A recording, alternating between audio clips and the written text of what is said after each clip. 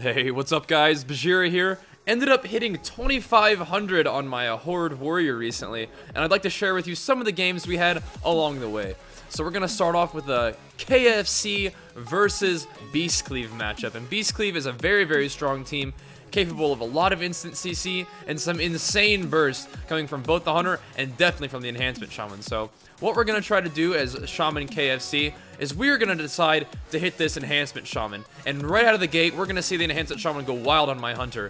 Immediately, my Hunter is going to drop down to around half health, forcing a deterrence out of him. So their early pressure is definitely forcing us on our back foot just a little bit. But just because they aren't really CCing me that much, I'm able to get a lot of work done on their Enhancement Shaman as well. So he's sitting around half health right now. I'm going to throw a Stormbolt on the Priest and follow this Shaman back behind the boxes. I see that he's out of LOS of his healer right now, so that's a great time for me to Shockwave him and pop some cooldowns. My offensive pressure is going to both force a Guardian Angel out of the Priest, and you're going to see they begin to start pouring CC into me, into a Chastise, followed by a Capacitor Totem. And even a Wyvern's Sting out of that for good measure. So these guys definitely did a good job managing my offensive cooldowns, although in order to do so, they had to use a lot of the CC on me that otherwise could have been used on my Shaman. So my cooldowns both forced defensive cooldowns out of them and bought my team a little bit of breathing room in terms of CC. We're going to use that momentum to start building pressure towards a kill. I'm going to Stormbolt the Priest, followed by a Staggering Shout at the same time that my Hunter knocks the Shaman well out of line of sight of the Priest. A Wyvern Sting on the Priest and a Shockwave on the Shaman ensures that the Shaman will not be able to receive any heals, and we use that positioning to score our kill.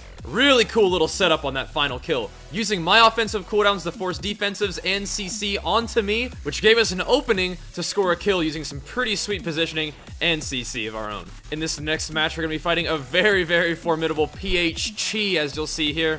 All three of these guys are extremely talented and successful players on their own, but the fact that they play together so often makes them a very scary and effective team as well. We're going to start off hard on this Hunter, try to get as much damage out as possible. I see an Asphyxiate go out, immediately leap right to my healer in hopes of eating that trap, but my positioning is slightly off there, so I do miss the trap, which is going to put us way behind in terms of the initial pressure. And once you fall behind against the PhD, it's not such a good situation to be in.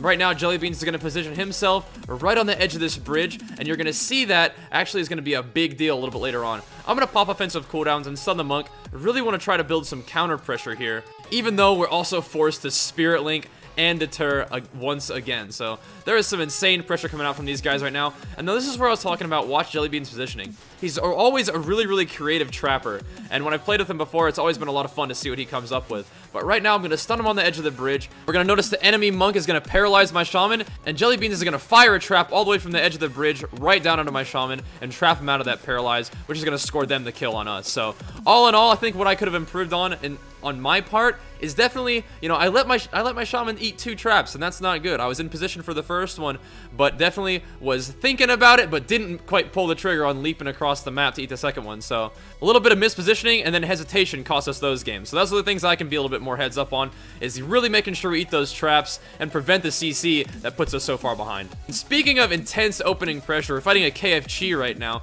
and they're just going to go right on my Shaman. You saw that I used my Fear to interrupt that Fists of Fury. As a warrior, you definitely have a few ways of preventing Fists of Fury on your teammates, you know, with all of your stuns and fears, so definitely take the chance to stop the Fists of Fury if you can. In this match, we are going to be trying to hit the Monk here, and we do end up dropping him pretty low. My Shaman's going to be able to land a Hex on the enemy Hunter right now, so we're going to be avoiding peels for the moment, and that is going to get a Spirit Link out of the enemy team. So that's another major cooldown that is out of the game for the enemy Shaman right now. So we're gradually whittling away at these guys, but one of the things that you have to watch out for against a KFC team is eventually, if you don't score a kill pretty quick, their damage is going to overwhelm you. That Monk is able to eat the trap onto the enemy Shaman, so once again, keeping your team out of CC by taking traps is one of the most important things you can do when facing Hunter teams. And my Hunter is dropping very low to this damage, so I'm going to try to Shockwave the Monk. That's going to get his Trinket and put him on the defensive. Even though he's doing an excellent job kiting us around, we're still trying to hit him, even chasing him probably a little bit too far on the map.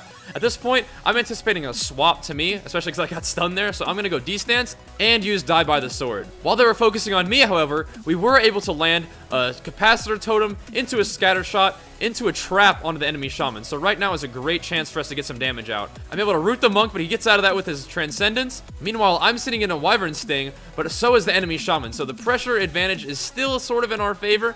We can't quite score the kill on this guy though. He's doing an excellent job running around, LOSing, while his shaman has some healing stream totems down for him.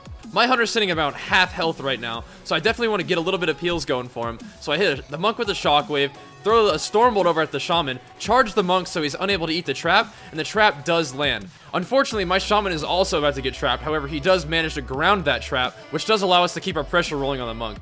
Right now, both the monk and my hunter are about half health, although my shaman is sitting a hex right now, and the tide of battle has definitely turned into the favor of the KFC right now. I'm out of peels. My shaman tries to drop a spirit link just a little bit too late, and these guys get out of here with the win. An excellent job of kiting us around by the monk. Gave them the time they needed to wear us down, get our defensives, and eventually score a kill. However, we are going to learn from that match and decide to put most of our offensive efforts into the hunter this match, and it'll change things up a little bit, as you'll see. So I'm going to start off with the triple shockwave on the hunter, the monk, and the hunter pet, both to CC these guys on their opener and get myself a nice 20-second shockwave cooldown. Once again, they are going to start off pretty hard on our shaman. I'm going to charge that Fist of Fury, negating as much of that opener as possible, and immediately turn my attention onto this hunter, who is very, very low health. I try to land a shockwave on him. He scoots right out of the max range of it. It's pretty upsetting, and it manages to deter out of that. So I've got Recklessness up very, very early this game, trying to force some defensives early. I get Wyvern Sting here. The Wyvern Sting fades just in time for me to be able to intervene and catch this trap from my shaman. I'm going to get a quick dispel out of that and get right back on the hunter. So, we force a deterrence, and I've been able to eat the first trap out of these guys, so we are in a very, very good position here. Especially because we landed a second trap on the shaman, which he is now going to have to trinket. I'm going to catch him with the fear on that heal, followed by a scatter shot on the next heal. So right now, we are using all of our instant CC to keep this shaman behind on his healing. Right now, we're seeing my hunter drop very, very low. Out of the leg sweep, I'm going to give him a rallying cry and throw down a demo banner. And I see this hunter scatter shot my shaman, so I'm going to hit him with a shockwave instantly to make sure he doesn't get a trap out of that. So at this point, we've survived their burst and prevented pretty much every instance of CC that they could have hoped for. I throw a stormbolt at the shaman, which my hunter is going to trap out of, and I charge stun the hunter just to make sure he can't eat that trap. With their shaman in a full trap, that's going to give us an excellent chance to build some pressure here. We've been able to keep this hunter around 50% health the entire game, just from pouring a CC into the shaman as much as possible. And one more scatter shot is going to seal the deal. The hunter is going to die through deterrence, and we're going to get out of there with a win. So we made the adjustment of hitting the hunter, which allowed us to stay on target way better, and allowed me to be in position to both eat and prevent traps on our shaman. Alright, so this next match is going to be up against a Turbo Cleave, which is a very scary, bruising team. These guys can probably kill any one of us, so we all have to be very, very crisp with our CC chaining and defensive cooldown usage, just to make sure that these guys can't get us on our back foot. I'm going to shockwave the monk here, and my hunter is going to land a very nice trap off of that. The monk is going to trinket that trap, but even so, we're still able to drop the enhancement shaman down to about 50% health there in that trap. I'm going to use my offensive cooldowns nice and early, try to build that early pressure, because you definitely don't want to fall behind a Turbo Cleave. Once again, the shaman's sitting at about half health, and we're looking for our next chance to CC this enemy healer. Our shaman is currently in a hex, so this could be a very, very scary situation for us. And one thing to note about my decision making early in the match, I decided to shockwave the monk, and then I tried to use my Stormbolt as my single target stun. It really should be the other way around. You generally want to save your Stormbolt for assisting your hunter in landing traps, and saving that shockwave for a nice AoE stun on both DPS. Regardless, we're able to weather the storm of that hex, and even force a life cocoon out of the enemy monk. So we're just cycling through cooldowns here, and still forcing these guys on their back foot. Keeping this shaman nice and low, land a stormbolt on him, try to do some damage in that stun. I'm going to get a second kick on the monk, followed by a silencing shot by my hunter. Our team is doing an excellent job of making sure that these guys do not connect, because having both of these DPS hit you at the same time is how things get really scary. Right now we're seeing Ring of Peace, Zwen popped, and Recklessness used by the warrior, so I'm going to throw an instant disarm on the warrior, not going to go down and kill that skull banner. I'm going to opt to slow this shaman down, make sure that he doesn't catch up. I'm going to throw a charge, then a hamstring on this warrior to keep everybody in position for a nice triple shockwave there, completely peeling their entire team and giving us a chance to get some nice damage on the shaman while that monk is in a CC. At this point, we're seeing the Turbo Cleave turn their attentions onto our shaman, which is a very, very scary position for us to be in. definitely don't want to allow two very, very strong melee DPS to just train our Shaman down. So in a really heads-up play, our Shaman Resticles is going to jump down to the bottom part of the map and make use of this pillar underneath the bridge. This is going to clump up their entire team, giving me another chance to land a triple shockwave. Things are looking a little grim here, so I'm going to open up my achievements tab to, encourage myself that we can do it. Throw my Shaman a rallying cry, and he's going to get out of there alive for now. As you can see, the brilliant play of allowing us to use this bottom pillar to both separate their team and keep these guys away from my Shaman is working out beautifully. We dropped the Shaman super low, and low enough for even that the warrior has to come back and peel a little bit, opening them up for, once again, a beautiful triple shockwave into a Wyvern Sting on the enemy monk. During that Wyvern Sting, we're going to continue to build our pressure on the Shaman. Just train him all day, man. I'm going to fear the monk out of that Wyvern Sting. And even though my fear gets tremored, we're going to hit him with a scatter shot out of that. In a last-ditch effort to deal some damage and heal himself up, the Shaman's going to pop Ascendance. But we're able to weather that storm blast and get the kill.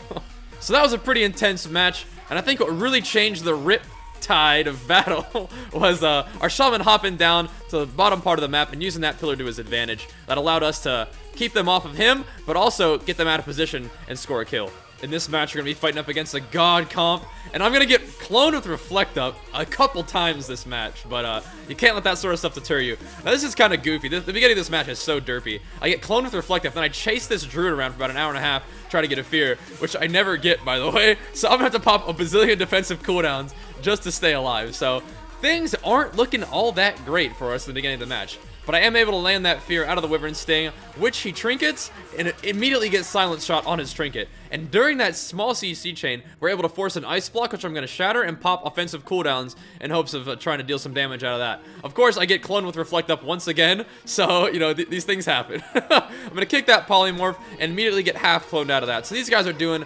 absolutely everything they can do to peel me, even though they've gotten all my defensive cooldowns at this point. So I feel like if they wanted to swap to me again, it could be a very scary situation. So I'm going to keep that on my mind for the rest of this match and play a little bit defensively as a result. My Hunter is able to land a nice trap out of that Stormbolt on the Druid and scatters the Priest so he can't Massive Spell it as well. So we've got double CC going on right now.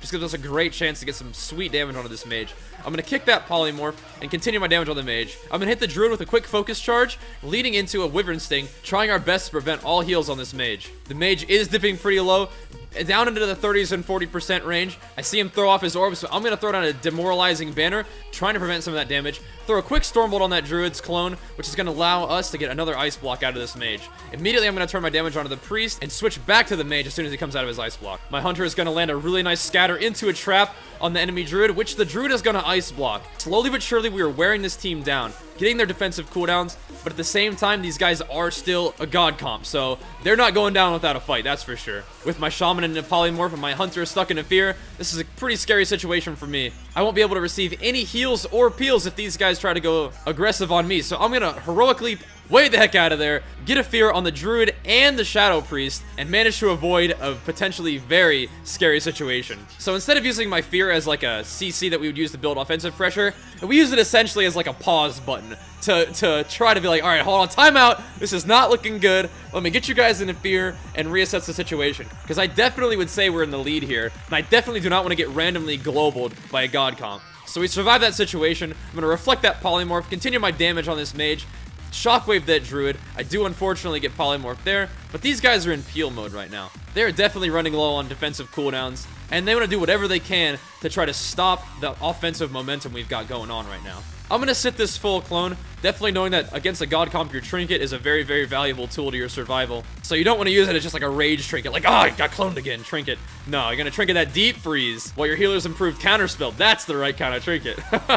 That's going to allow us to continue our pressure on this mage, not let things get turned around on us, and eventually score that kill. So, despite a pretty wonky start by me, trying to chase for a fear, having to use all of my defensive cooldowns, we were able to turn the tide, avoid a very, very scary situation there in the middle, and press our advantage to secure that win. Hope you guys enjoyed this video. Definitely going to be posting a part 2 of our run to 2,500 here pretty soon. As always, guys, thank you so much for watching. I hope you enjoyed it, and I'll see you guys next time. Peace!